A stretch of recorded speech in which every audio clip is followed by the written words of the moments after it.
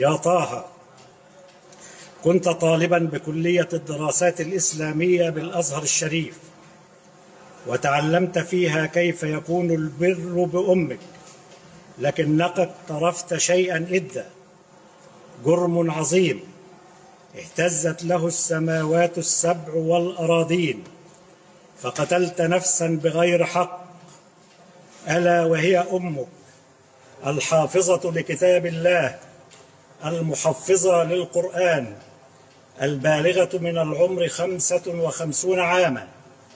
قتلت من حملتك في بطنها وهنا على وهن، فحملتها أنت بعد أن قتلتها إلى حفرة، وأسدلت عليها الثرى لإخفاء معالم جرمك.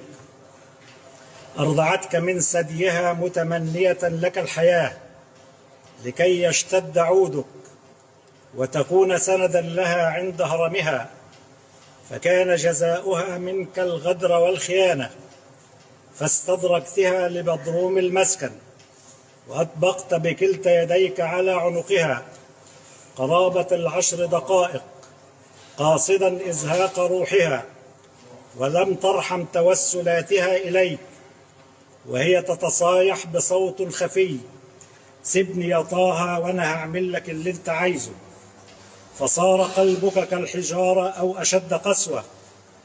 أطعمتك بيدها وأنت طفل صغير، وعلمتك الحب، فلما اشتد عودك وصرت شابا يافعا تمنيت أنت لها الموت، فقابلت برها وخوفها عليك ونصحها لك في اختيار شريكة حياتك الزوجية بكل جحود ونكران. فوسوس لك شيطانك أن الخلاص من فاطمة أمك بإزهاق روحها هو الطريق الوحيد لزواجك بفتاة من فتيات الليل، والتي انغمست معها في الرذيلة، فلبيت النداء، بل كنت أشد من شيطانك حيلة ودهاء. فبعد قتلك لوالدتك أرسلت من هاتفها عدة رسائل لأشقائك البنين والبنات، وكأنها هي المرسلة، منبئا إياهم بأنها ستمكث بعضا من الوقت لدى شقيقتها فلا تبحثوا عني. ثم أخفيت ذلك الجوال بشقة أحد أصدقائك لدرء التهمة عنك، ظنا منك أن عدالة الأرض قد تغيب، متناسيا أن عدالة السماء لا تغيب، وأن الله مطلع على ما تخفيه الأنفس في الصدور. فانكشف سترك، وحان وقت القصاص العادل منك دون رأفة أو رحمة من المحكمة، فلم ترحم أنت من كانت بطنها لك وعاء، وثديها لك سقاء، وحجرها لك فرشا وغطاء. فلا تسأل المحكمة الرأفة، فلست أهلا لها حتى تكون عبرة لكل من تسول له نفسه قتل أمه أو أبيه.